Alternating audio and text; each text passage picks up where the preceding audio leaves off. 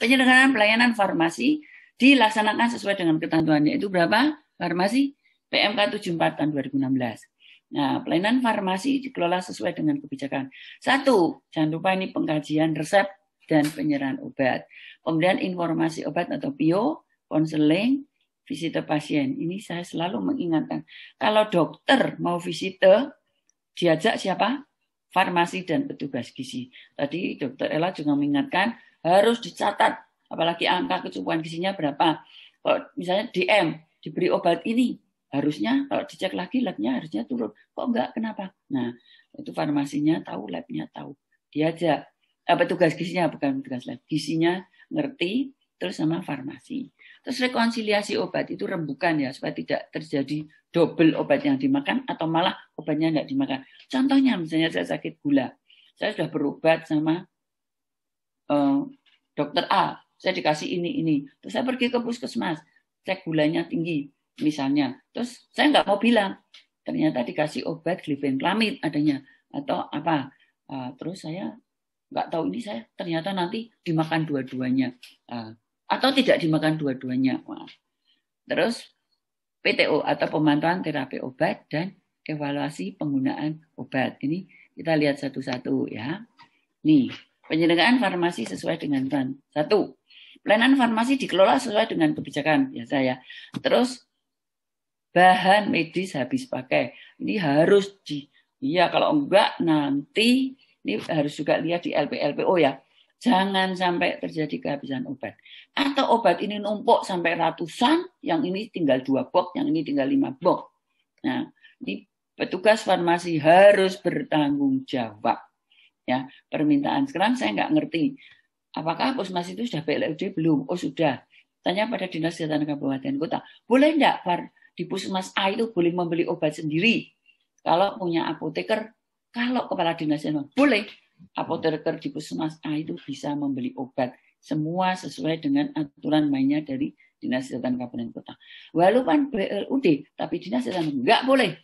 Yang beli adalah Sani, farmasinya di tingkat kabupaten. Ya harus ngerti aturan itu. Makanya dari farmasi harus permintaannya itu tanya juga.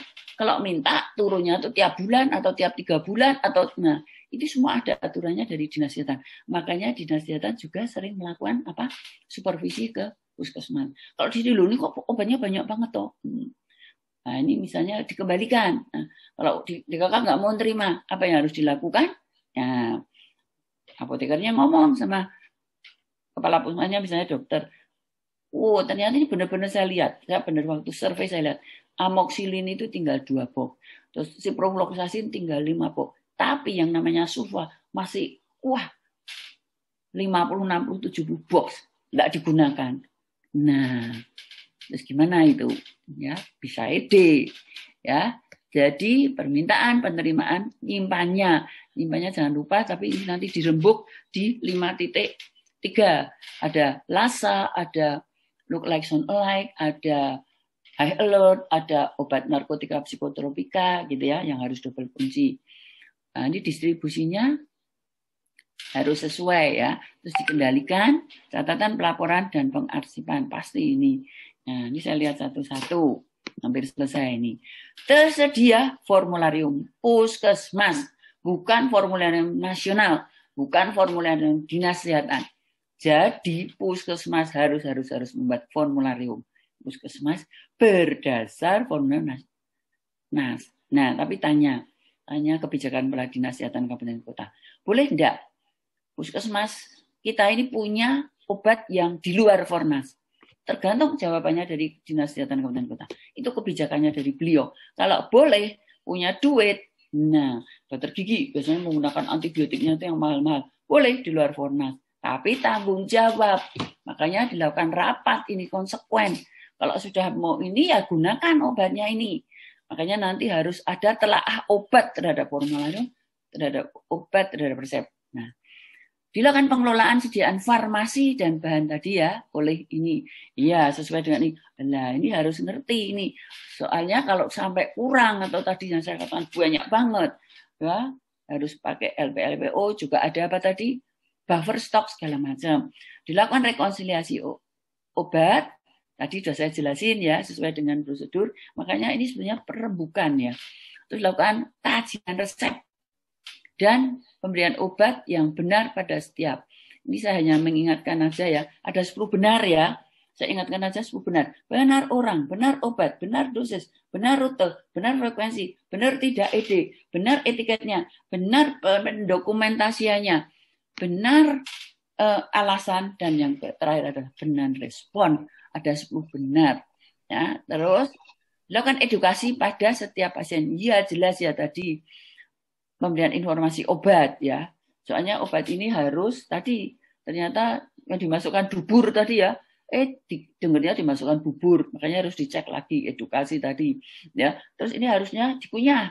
Nah, terus boleh, wah saya enggak berani ngunyah. Boleh enggak ditumbuk ini? Nah, misalnya boleh. Terus obatnya ini harus dihisap di bawah lidah. Nah, itu dijelasin. Terus 2 terakhir, obat emergensi tersedia di unit-unit yang diperlukan. Tidak semua ruang atau ini ruang ya. Ini harus rapat. Ini harus rapat. Sebab gini. Makanya nanti ditulis diganti tepat waktu sesuai yang misalnya di gigi udah menggunakan, siapa yang mengganti? Wah, atau apotekernya yang ganti. Makanya diadakan rapat. Obat emergensi itu harus ditaruh di mana? Di gigi, di IGD, di pasti KB, mana yang melakukan tindakan. Ya, kalau di umum tidak ada tindakan apa-apa, ngapain diberi obat emergensi? Dan obat emergensi nggak boleh banyak-banyak, nanti kedaluarsa, terus harus dilak, nggak terus dikunci. Kalau supaya jangan dicuri maling, malah ada yang pencuri ditaruhkan di dinding gitu ya.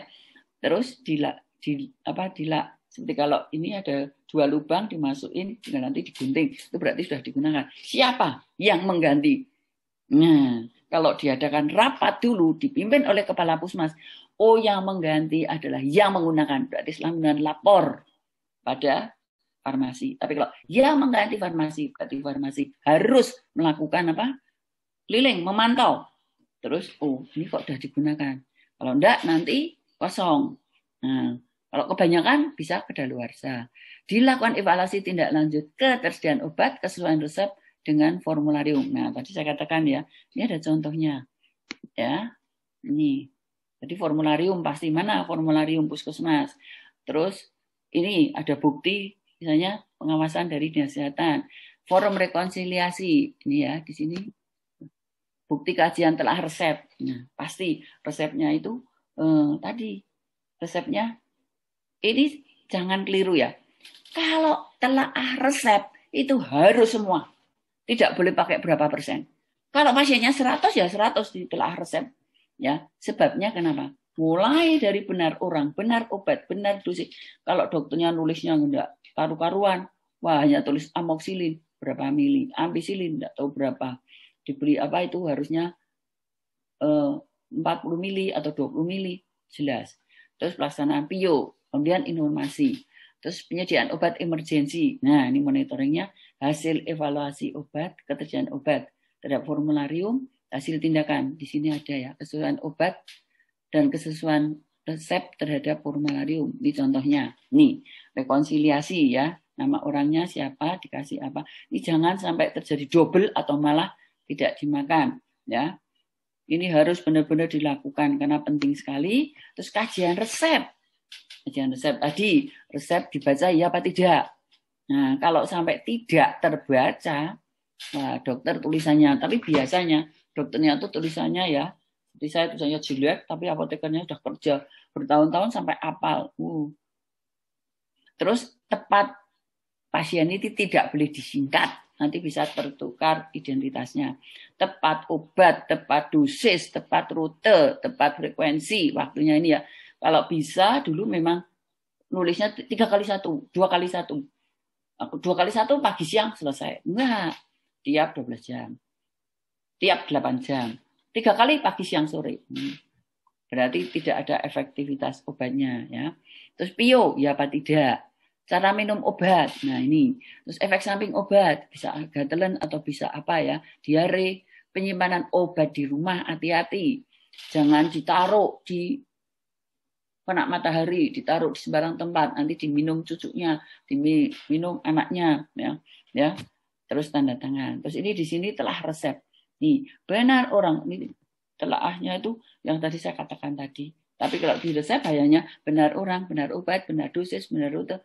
Hati-hati, tidak ide ya, hati-hati. Dan juga bisa terjadi enggak kalau obat ini dengan obat ini terjadi apa itu? Inkompatibilitas. Itu yang lebih tahu itu apotekernya. Saya ngomong sama dokter-dokter seringnya. Dokternya kalau diingatin sama pasien, diingatin oleh farmasinya, jangan marah. Loh, saya yang ngasih resep, padahal farmasinya tuh pinter banget. Dok, maaf dok, tapi caranya mungkin ya. Caranya bilang, dok maaf dok, kalau obat ini dengan obat ini nggak bisa diberikan. Nah itu, ya kan? Nah, harusnya terima kasih. Kita jujur, sekolah dokter itu berapa semester itu untuk farmasi, ya, untuk obat. Paling 2 atau 3 semester saya lupa. Nah, kalau farmasi 5 tahun belajar seperti itu.